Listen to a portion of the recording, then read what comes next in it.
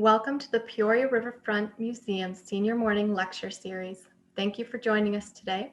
I'm Heather Placco, Programs Manager, and I'm excited to be hosting our museum curators Bill Conger, Renae Kerrigan, Zach Zetterberg, and Lottie Fiddes to speak about our newest exhibition, 101 Treasures from the Peoria Riverfront Museum Collection. This Zoom presentation will be recorded and uploaded to the museum's YouTube account. Feel free to ask questions throughout. Our curators will gladly answer any questions or comments. You can either type questions in the comment box or in the Q&A box.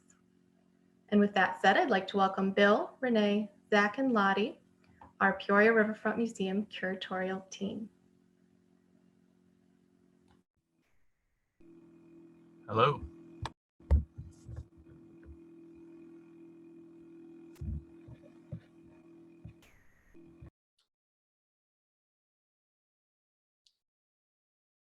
Are we ready to go, Heather? All right. Great to see everyone. Thank you for being here today. And it's a real pleasure to be on Senior Morning at actually a pretty historic moment in the museum's history upon our reopening as of Saturday of last. And today our curators and myself decided to chat with you a little bit about the exhibition that we opened on Saturday called 101 Treasures of the Peoria Riverfront Museum Collection.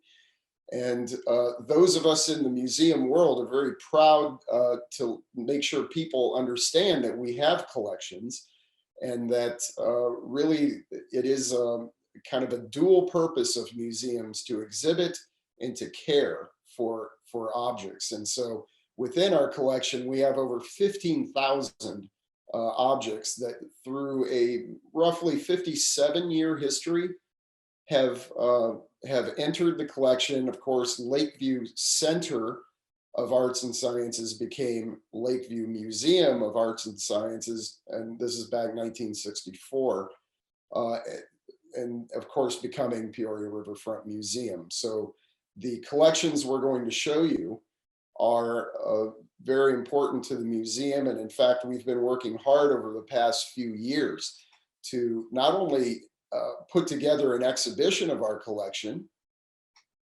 but to feature it and actually create a home for our collection on a long-term basis. So when you enter our exhibition, two of the things that you will be struck with, and I'm not going to go into great detail because our curators of art and science may do just that, but you are hit with two areas that are the oldest of the oldest gifts to our collection. And on the left, on the upper portion of the screen there, you will see our beloved insect collection. Absolutely spectacular and really spectral in their array of form and color presented for you. And on the right-hand side there are illustrations by Mendota native Helen Hokinson, who in the 1930s and 40s, 50s, served as one of the lead cartoonists for The New Yorker, the magazine The New Yorker. And over 200 of those illustrations were gifted to the museum in 1964. So we hit you right off the bat with a couple of really poignant gifts to the collection.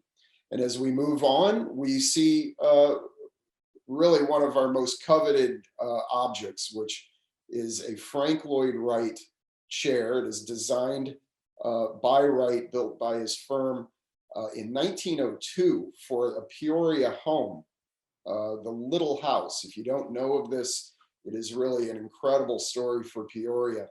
And we retain one of the original pieces of furniture that Wright created for that house. Frank Lloyd Wright would famously create all of the interior as well, down to windows, window panes, the actual furniture,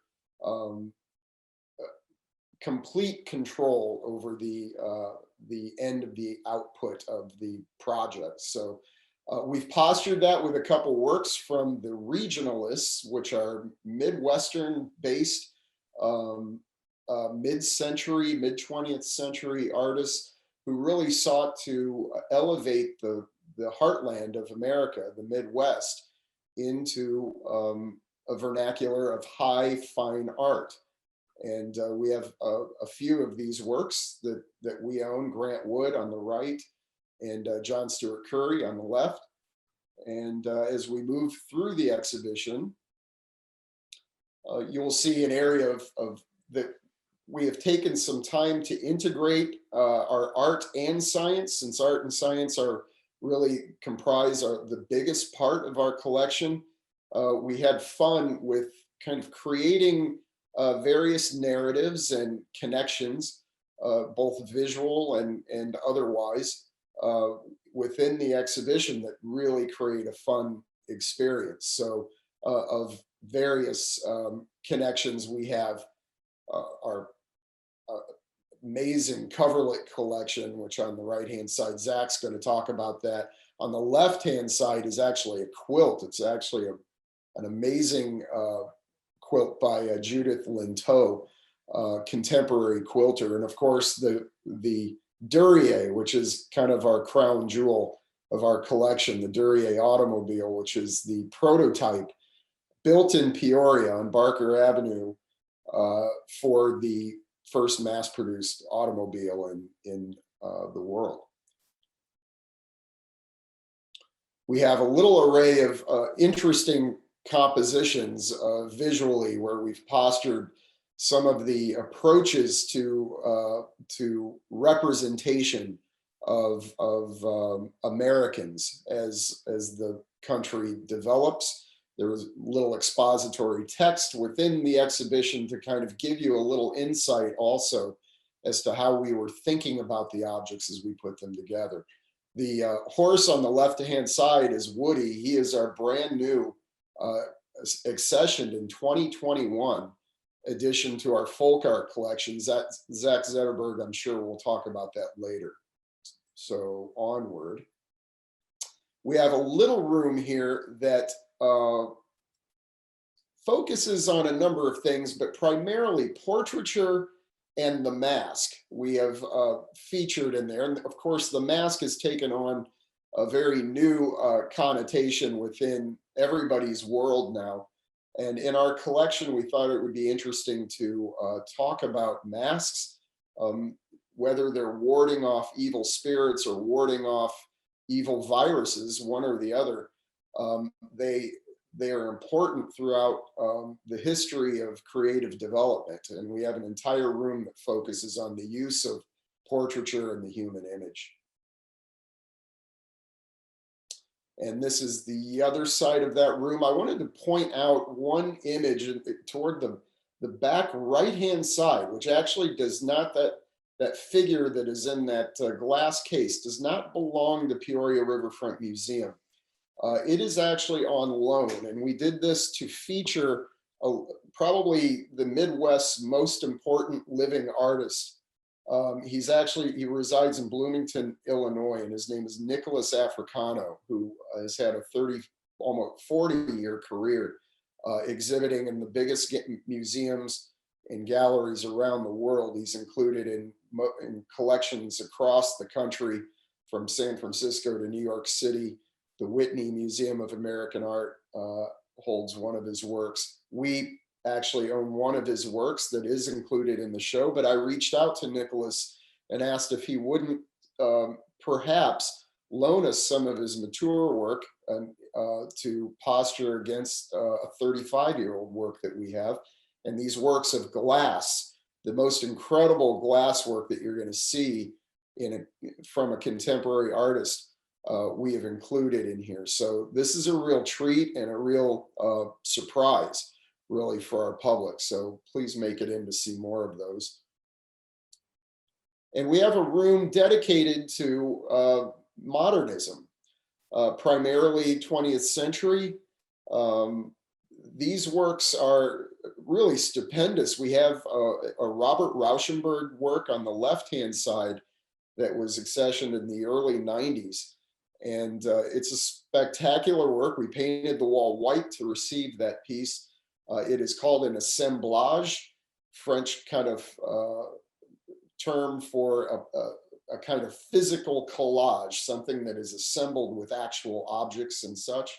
On the right-hand side, we have an Alexander Calder that we've postured against in that case. That tiny little object in that case is a moon rock. And so we did have fun combining, again, these objects of science and art. Renae Kerrigan will talk about the moon rock later, I bet. So onward and into the center of the second room in the exhibition, we've created a kind of a work or a room dedicated to Americana from really the 18th century all the way to the 20th century. And in the center, we have put one of the really iconic works from the museum, the Richard Hunt sculpture that normally is outdoors. So hopefully you've admired this piece in the weather and outside in the sun, but we brought it indoors and it becomes a spectacular focal point in this little exhibition of Americana. And lastly, we have a room dedicated to some of our European treasures. And in particular, this in front of us here is our Rodin Danaid, a sculpture that we acquired shortly, actually before the Rodin exhibition in, I think, 1994. And along with other arts and crafts from the Clemenceau collection that was given to the museum in the 1970s, we have just an amazing array of French artists and artisans. So I hope that was enough to get you interested in what we have in the exhibition. Our curators of art and science and history are going to follow me and do a little bit of a deeper dive into these objects. And I just, again, want to thank you for being with us. And I hope you enjoy the rest of the presentation. I can't wait to see you in person.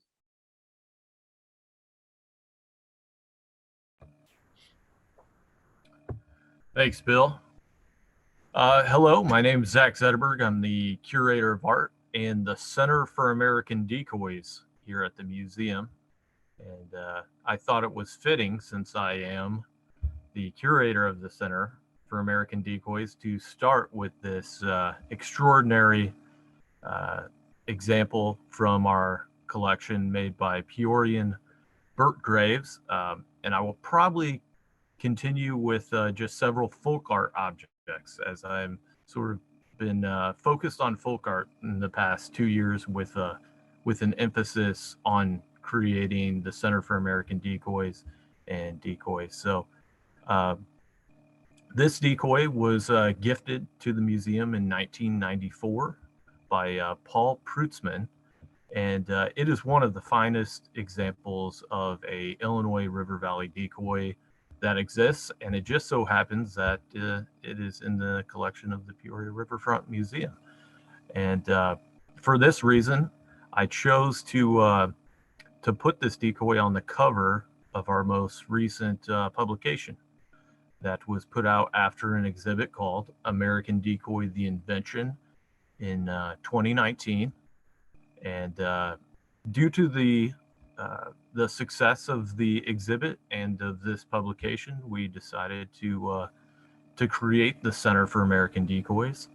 And it is a permanent space in the Oberhelman River Gallery, where we will continue to tell the story of the significance of waterfowl history in the Illinois River Valley area and beyond. We'll be showing carvings from carvers all over the country in this space.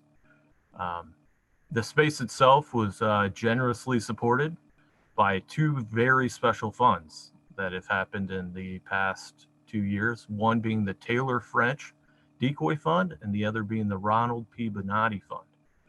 And in that space, we are currently showing the collection of Thomas K. Figge, called the exhibition is called Masterworks of the Illinois River. Tom Figge is a very good friend to the museum and has recently donated a pair of Burt Graves decoys that will complement the decoy you see here very well in the space. So back to this decoy itself, it's important for a number of reasons, and the first is the quality of the original paint. Most decoys that you see do not look like this. That they were made to be used as tools for hunting, and usually they were used for that purpose. And when they were used, they got beat up, and the paint was worn off. And most old decoys are broken and beaten up. This is an exceptional quality of decoy, and if you can see, it might be kind of hard to see in the upper left-hand photo. It's a little easier to see, but there's some negative space between the bill and the back of this decoy, and that tells me that this decoy was not particularly made for practical purposes. That it really has an artist touch, and that's something that would have been extremely fragile. Most of the time, these things were thrown in gunny sacks, thrown out in the water, so you wouldn't particularly want a bill that fragile because it would most likely break.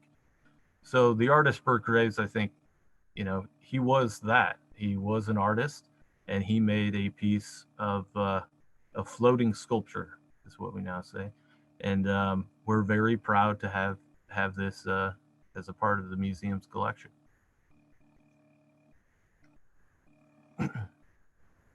So the next piece I will talk about is this wonderful coverlet by a gentleman named T.H. Hunkmiller. And we have an extensive collection of what are called Jacquard Coverlets. And if you can see there in the label information, this coverlet came from the Glick collection of Illinois coverlets. And I will take a minute just to tell you about the name Glick and what that means, because it's very important to the folk art collection and the museum collection in general. And the Glick collection was given to us by a man named Merle Glick of Pekin, Illinois, who is a significant folk art collector and a very good longtime friend of the museum for, I think, over 30, close to 40 years. He was very active in the museum. And this coverlet in particular is really nice and interesting because it was made right here in Peoria.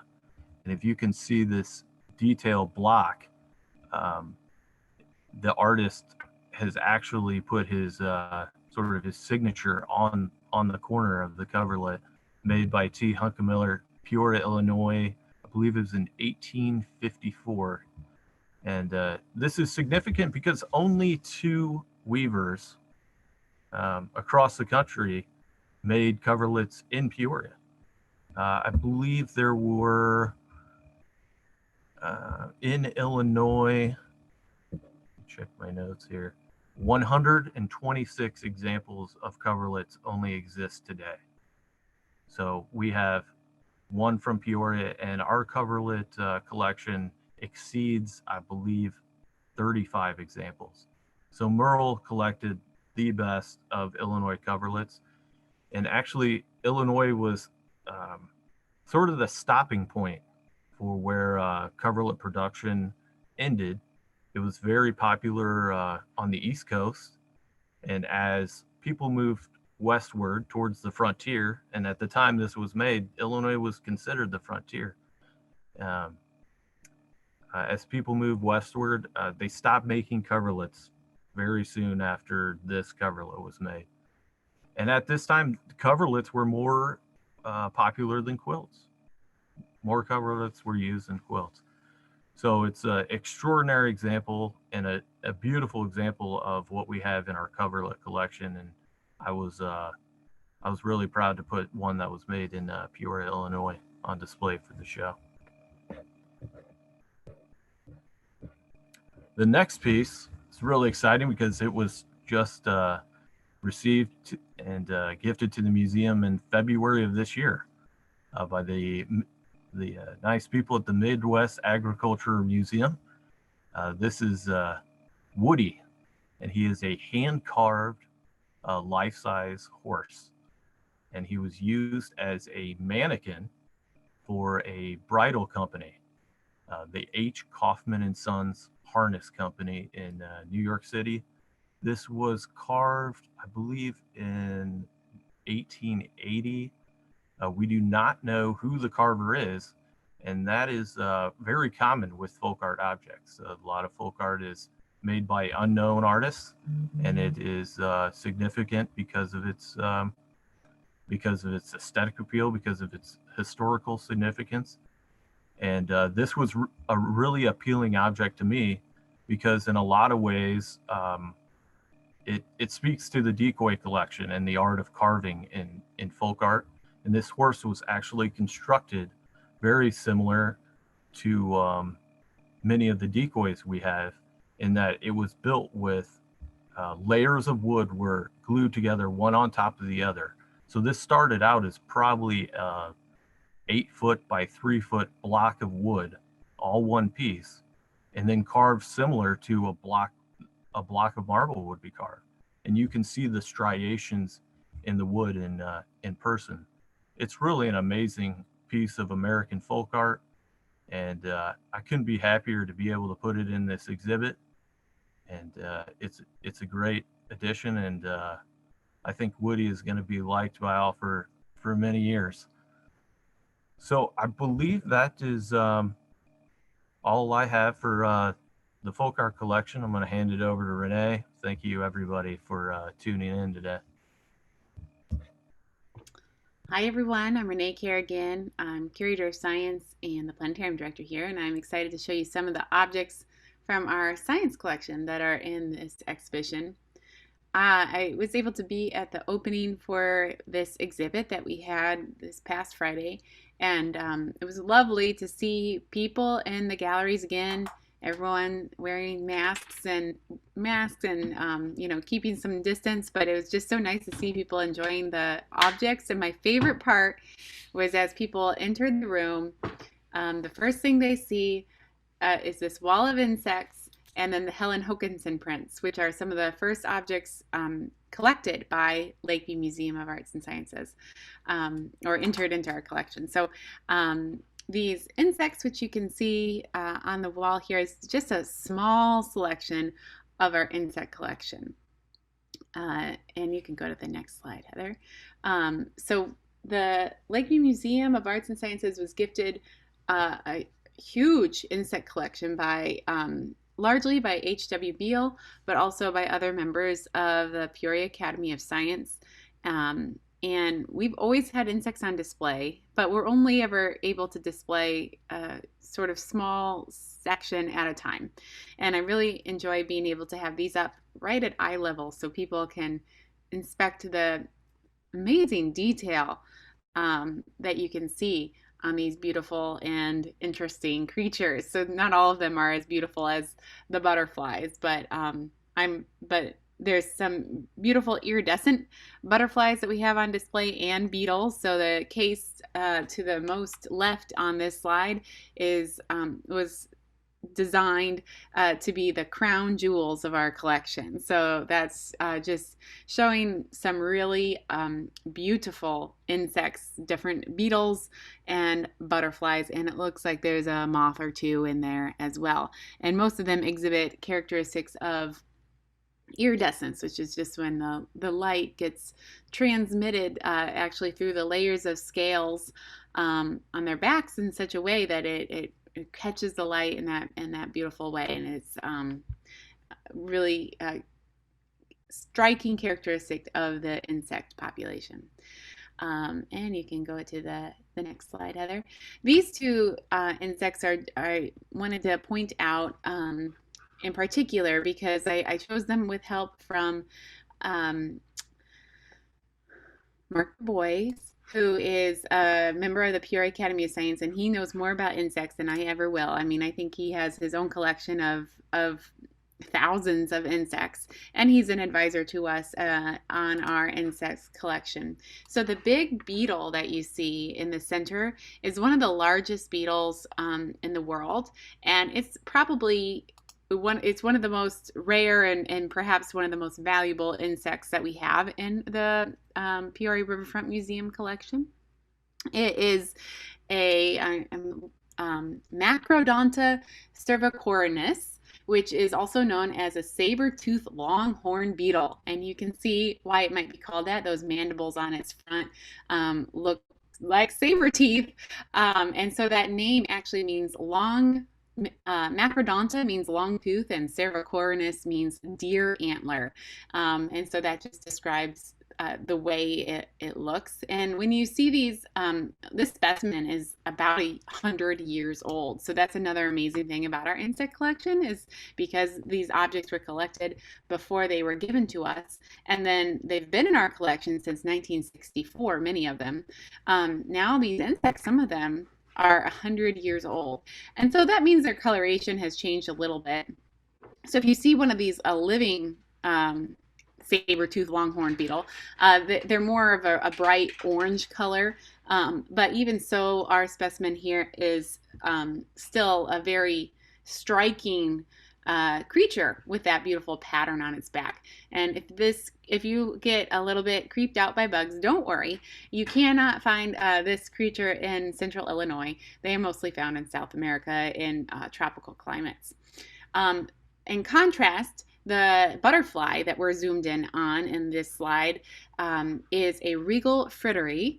And that is found in Illinois, and it's very rare. So it's in the same case that we have all sorts of butterflies and moths from central Illinois area that can be found rather in central Illinois. And many people, and I educate about this all the time, so myself included, talk about the declining monarch population. The monarchs are an Illinois state's insect. They're a very popular, beautiful butterfly, and their population is declining. But they're not the only insect that has a declining population. The regal frittery its population is very, very low now. It's at 90% of what it used to be. And so I just pointed that out because I wanted to point that out because it's a very, very pretty insect. It's another one that we have in our collection that's a little bit rare. It's from this area, and it's also one that is now, unfortunately, kind of in danger.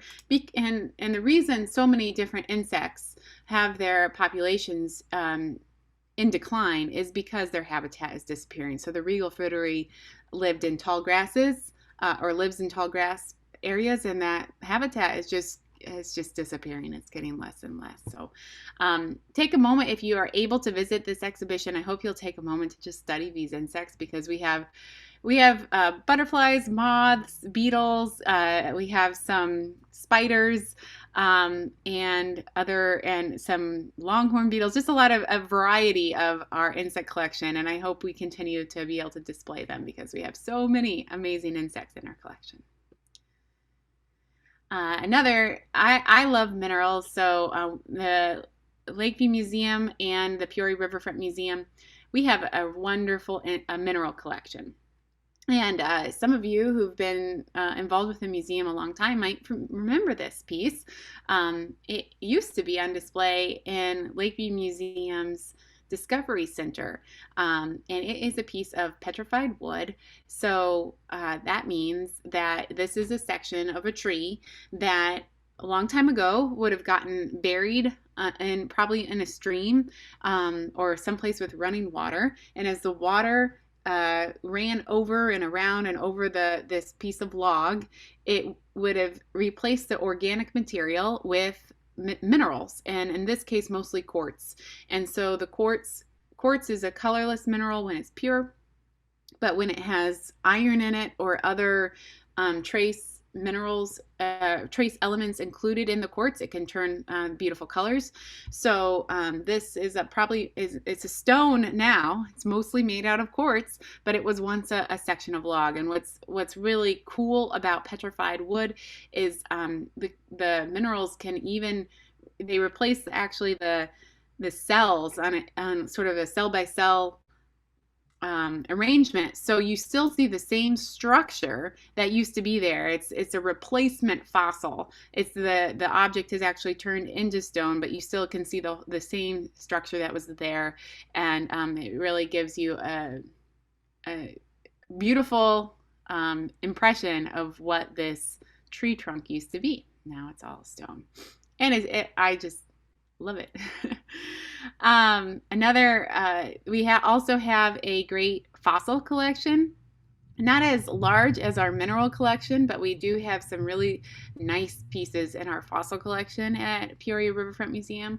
And so here's a Mastodon jaw with the teeth still attached. And it's a portion of a Mastodon jaw. And I wanted to include this because mammoths and mastodons used to live right here in central Illinois. They went extinct about 11,000 years ago. So these creatures probably went extinct partially because of pressure from humans. So as humans were hunting them, that led to the decline in their population, as well as changing climate. But it's pretty amazing to imagine that right here where we live, there used to be enormous mastodons and mammoths walking around. And they lived from about 3 million years ago to about 11,000 years ago in this area. And oh yes, okay. So and other objects from our fossil and shell collection. We also have a shell collection. So I included this giant clamshell just because it's so impressive. These creatures can grow into huge, enormous creatures in the wild. They can live for enormous lifespans. And we have a very nice example of a giant clamshell in our collection. And then this Ammonite plate. I'm partial to ammonites just for aesthetic reasons. I think they're so beautiful. They're related to nautiluses, which still live today. These were an ancient creature that was a chamber creature. So that means just like some types of sea creatures do today, they would create pockets in their shells, and you can see as they grow, then they would seal off a portion and make a bigger portion for themselves. And you can see that in this ammonite, and these ammonites that were all found on the same structure, and so they're all still connected here in the rock that they were discovered in. But when you see those lines, those really beautiful patterns in the ammonite fossils, those are the chambers that the creatures would have created as they were making more room for their living space. So there are creatures that still live in our oceans that are related to ammonites today, and they can be found in areas around here because the Midwest used to be a shallow sea, and so they're beautiful fossils that we can still find all over the place. And this is just a case. I don't have, this is a case showing objects from our natural history collection that I just thought looked nice all together. So I didn't have zoomed in pictures of them, but I just wanted to show you some examples here. And there's more to see in the exhibition. We didn't include every single piece, but I've always loved the Amethyst Tower that you see, the largest piece that's on display here. Amethyst is a purple or violet variety of quartz. So I showed you the petrified wood, which is also quartz.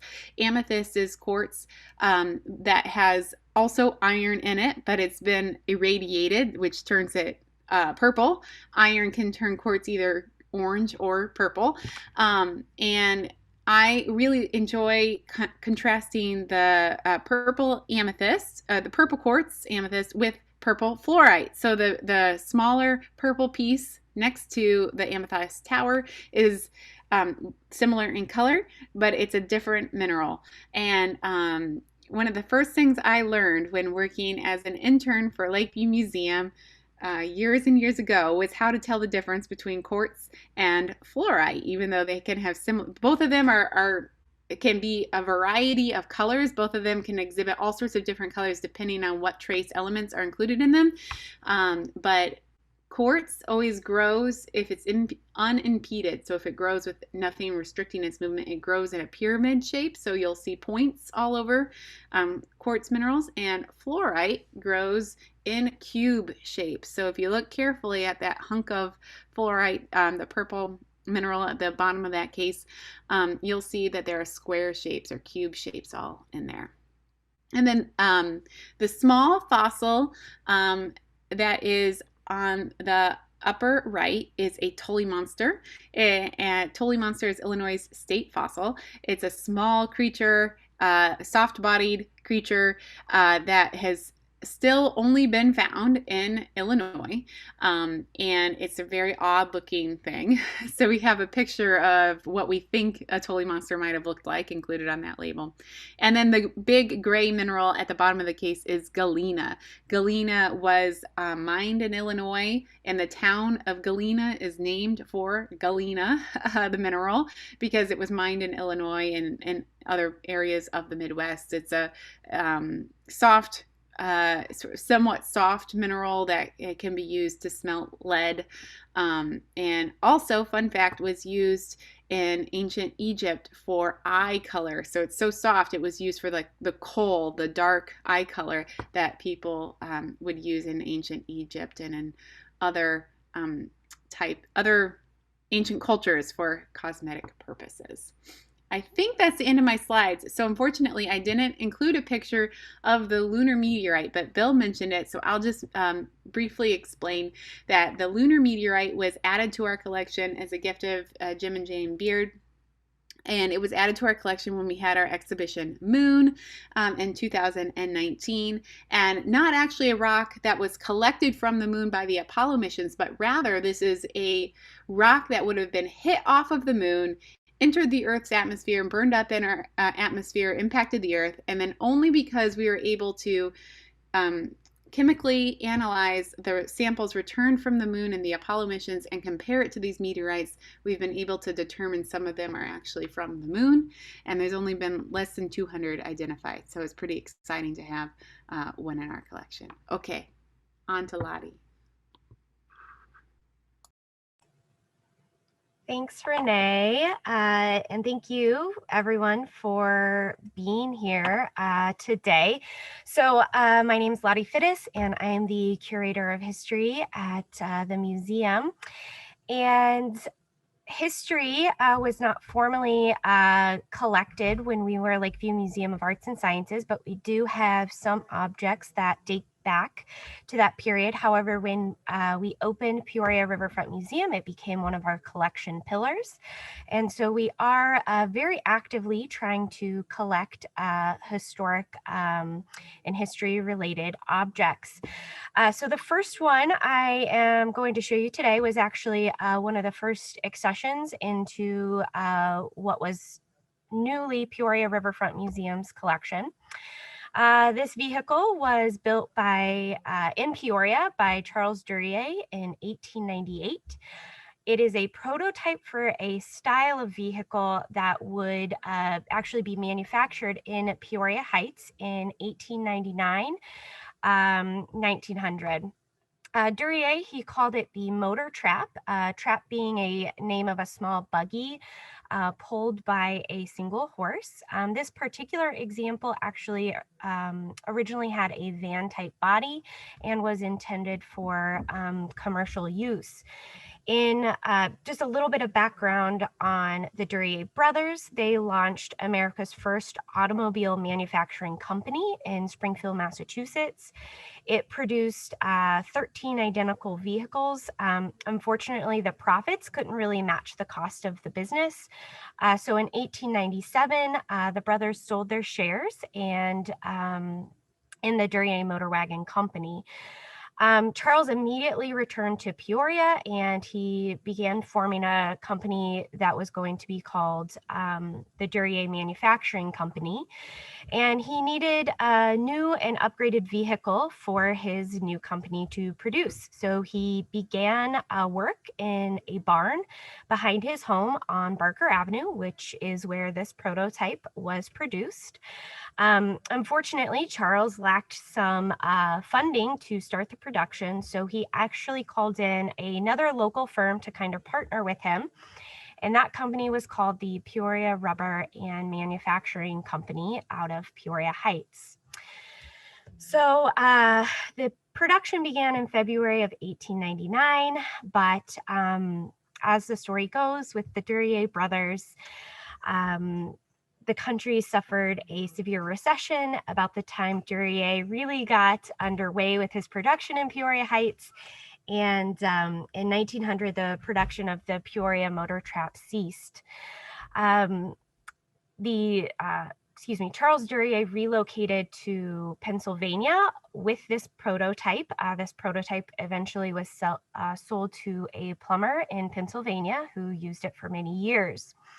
So how did this Duryea make its way back to Peoria? Well, a car collector who owned the vehicle was moving overseas. I believe he was moving to England, and he ended up contacting a gentleman by the name of George May, who then contacted John M. Parks and Mike Rucker. And so the campaign began to purchase the Duryea. It was being offered for $125,000. And Mike Rucker really ended up leading the charge on that campaign. At the time, he was the president of the Peoria Regional Museum Society. And the campaign kind of went worldwide because someone started challenging the fundraising campaign and said, how do you know this actually came from Peoria? And so Mike Rucker halted the campaign until they were able to prove that this vehicle was produced in Peoria. They were able to trace down all of the ownership records affirming that it was produced in Peoria. They restarted the campaign, raised the funds, and in 2012, this Duryea motor trap was accessioned into Peoria Riverfront Museum's collection. So it's an honor to have it. The next object of the history collection is a Park Davis and Company medicine cabinet. This would have been used as a teaching chest. There are 4 known to have been made, and this is one of 3 that still exists. We know one is at the Detroit Historical Society and another is at the Smithsonian. So the Park Davis and Company were from Detroit, Michigan, and they were one of the most important pharmaceutical firms, if not the most important in America at their time. It was also one of the world's largest pharmaceutical companies and credited with building the first modern pharmaceutical laboratory and developing the first systematic methods of performing clinical trials on new medications. So what you see here is what this chest contains. It contains about 284 hinged tin and glass sample boxes of plant and herb specimens. Our collection is one of the most complete collections that exists of the remaining 3 teaching chests. A little just background on the company itself. It was founded by Dr. Samuel P. Duffield, who was a physician and pharmacist. Duffield partnered with Harvey C. Park and George S. Davis between 1866 and 1867. Duffield, due to failing health, he withdrew from the company in 1869, and the company was eventually bought out in the 1870s. This gift it was gifted to us by a woman named Mrs. John Graham of Chicago, Illinois. Next, we have a bit of a fascinating piece in our collection. So some of you may know the story of John Dillinger. John Dillinger was a notorious criminal in the early 20th century. He and his gang robbed 24 banks and 4 police stations between 1933 and 1934, which resulted in the killing of a dozen victims. Dillinger escaped jail twice and evaded police capture for nearly a year. However, that ended in Chicago on July 22nd, 1934. How the museum was donated this mask is a bit of an interesting story that connects to the making of the death mask. So this particular death mask was donated to the museum in 1993. The donor was among a group of students at the Worsham College of Embalming, and they were called to the Chicago City morgue by their professor, D.E. Ashworth, to make the death mask. This was a fairly common practice, especially for high-profile people. So apparently, the story goes that the first mask was confiscated by Police Sergeant Alfred Mulvaney, but one of the students distracted the police officer for a long enough time so that another mask could be smuggled out before the morgue became overcrowded with curious people. So some reports suggest that up to 13 Dillinger death masks were made from the initial 2 masks that were created on at the morgue that day. And the donor was Marjorie Ecker McDougall, and she was actually the student that distracted the officer long enough so another mask could be made. And so she donated it to the museum in 1993. You'll see that it has a PS in front of the accession number, which is in the bottom left. We have 3 types of collections within our big permanent collection. PS stands for program support, and it was originally accessioned as program support because 1993 Lakeview Museum of Arts and Sciences existed and we didn't technically have a history collection yet. So today, if we were offered this, it would just have a regular accession, but at that time we did not. So that's why it has a PS in front of it. Next, we have the Lincoln flag.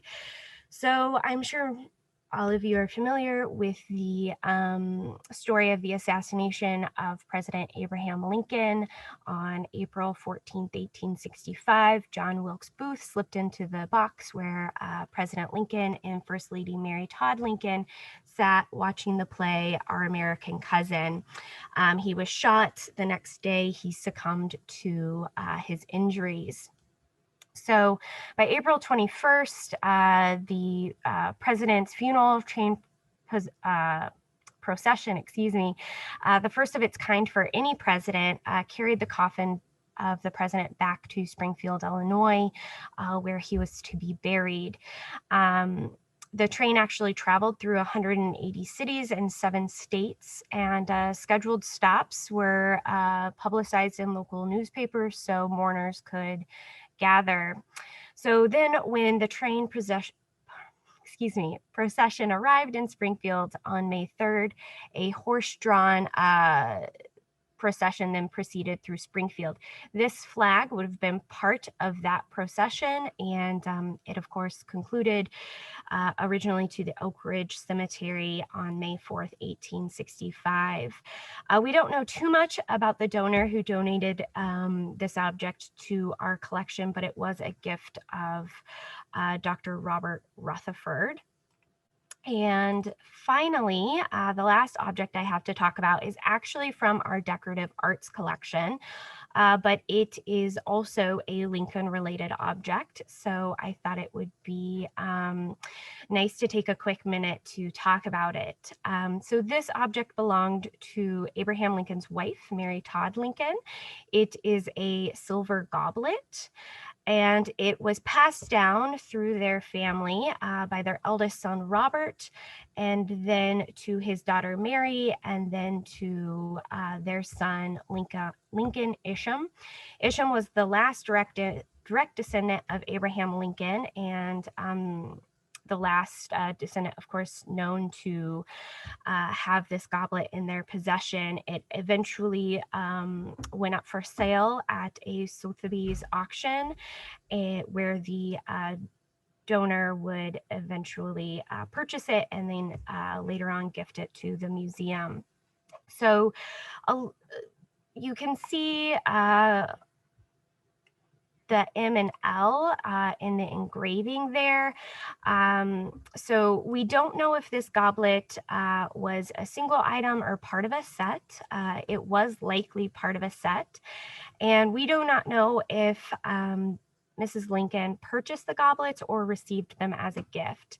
One other thing that we are not 100% on, but we are pretty sure about, is this goblet did not follow the Lincolns to Washington, D.C. She either obtained it before. It is dated around 1860, but we believe it probably stayed at their home in Springfield, Illinois. One of the reasons why we know this is some correspondence with its initial acquisition was with the White House, and we know that an inventory was taken in 1865, shortly after Mrs. Lincoln's departure. The property that was recorded actually belonged to the government, so there were no prints or matching White House silver that might have indicated that Mrs. Lincoln brought this goblet to personally to the White House. So I think that is all that I have on a few sections of our history collection. So thank you so much for taking the time to listen today. All right, and thank you so much to our curators for presenting today. I will give just 1 minute if people would like to type a quick question into the chat box or into the question and answer boxes. And I will go ahead and stop sharing here.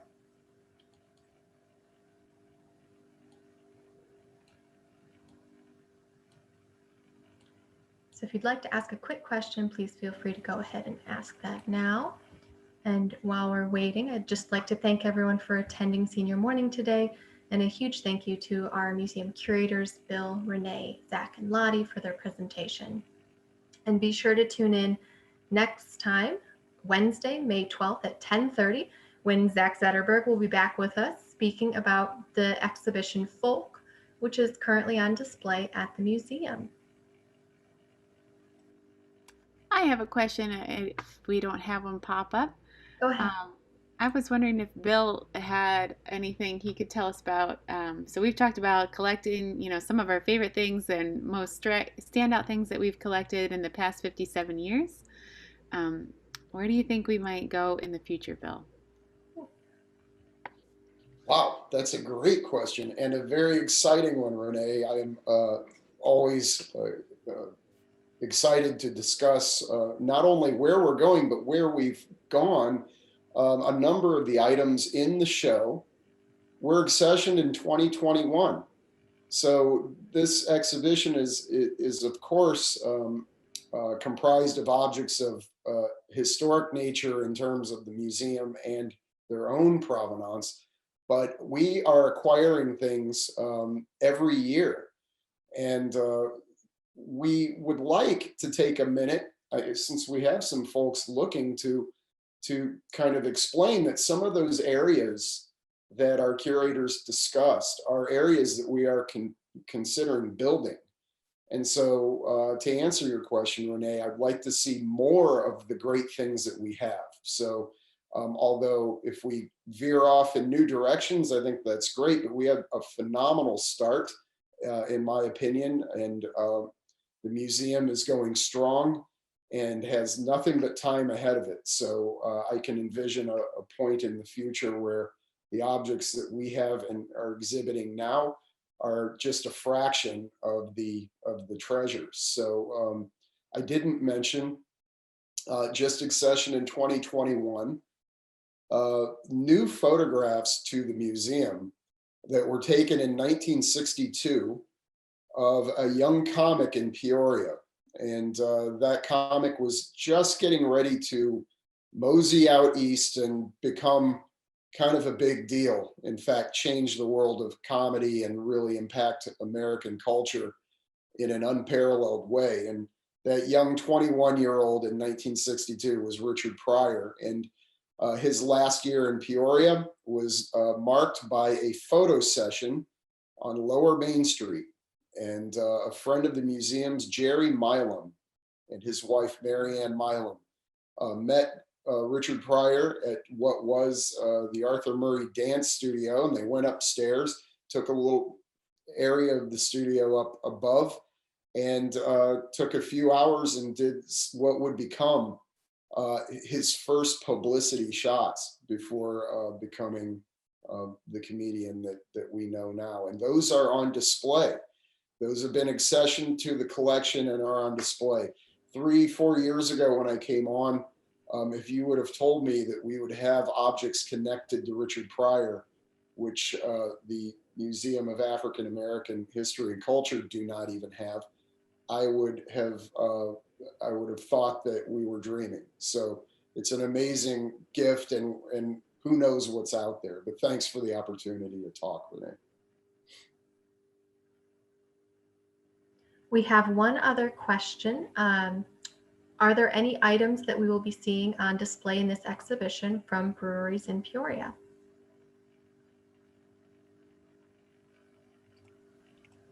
You're probably tired of hearing from me, but I'll jump in. We actually do not have in the permanent collection anything out, but we do have an amazing small exhibition, what we like to call focused exhibitions. And those exhibitions are held in the hallway cases, which are quite large outside of the main galleries. And we recently installed an exhibition on Lottie Brewery, which is now PMP, the chemical plant near the Riverplex.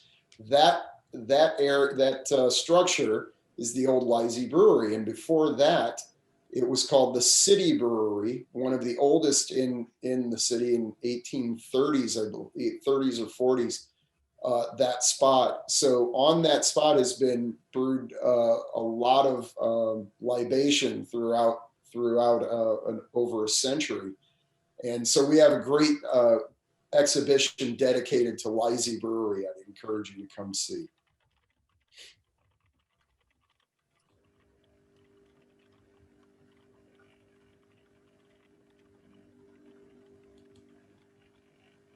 Okay, so I don't see any other questions. Well, before we wrap up, I just thought I'd mention that I noticed that Kristen McKenzie's on this presentation, and of course she was our curator at the Peoria Riverfront Museum for Kristen, I'll probably get it wrong, but I think it's 30 years around that time. And so, of course, there's so many people that have helped build our collection over the years, but since she's on the call, I didn't want to miss saying thank you to, okay, I was wrong by a decade. Kristen says 20 years, but still an important 20 years to help build our collection. So thanks, Kristen. I'm glad you joined us today. Yes, absolutely. And thank you to all past curators and donors that have been a part of building this collection at the museum. Okay, and without any other questions, we really look forward to seeing you all soon at the Riverfront Museum. Come in and see this exhibition if you're able to. We really worked hard on it, and we look forward to sharing it with you. And our curators, thank you again for sharing your time with us and sharing your expertise. It was a wonderful presentation, very informative. And again, this will be recorded and put on our YouTube channel. So if you'd like to come back and watch more or go watch other particular objects, there are objectively speaking videos about some of these on there as well. The Senior Morning program is generously sponsored by Kim Blick and staff, and a special thanks to all museum members and Visionary Society members for their continued support of our virtual programming. Thank you, everyone. Have a great day. Goodbye.